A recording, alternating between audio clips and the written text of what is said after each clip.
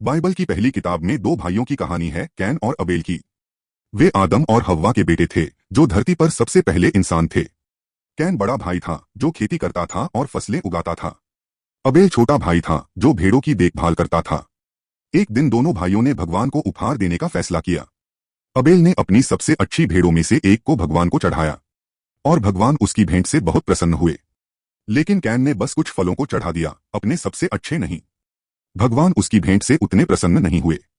इससे कैन बहुत नाराज और जलन महसूस करने लगा, क्योंकि भगवान को अबेल का उपहार ज्यादा पसंद आया था। भगवान ने देखा कि कैन गुस्से में है, तो उन्होंने उससे बात करने की कोशिश की।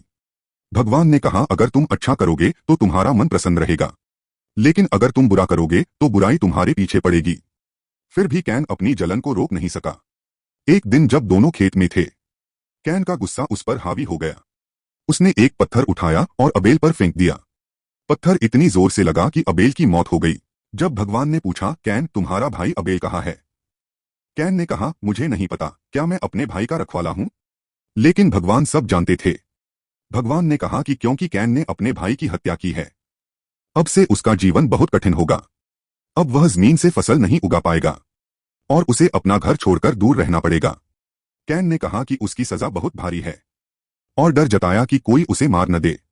इस पर भगवान ने उसके ऊपर एक निशान लगा दिया, ताकि कोई भी व्यक्ति उसे नुकसान न पहुंचा सके।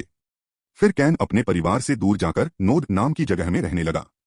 उसे वहां रहना पड़ा क्योंकि उसने अपने भाई के साथ बहुत बुरा किया था।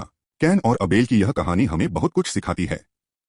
यह दिखाती है कि जलन और गुस्सा हमें कितना बुरा काम करने पर मजबूर कर सकते हैं। यह याद दिलाती है कि हमें हमेशा अच्छा करने की कोशिश करनी चाहिए, दूसरों की खुशी में खुश होना चाहिए, और जलन जैसी भावनाओं को अपने ऊपर हावी नहीं होने देना चाहिए।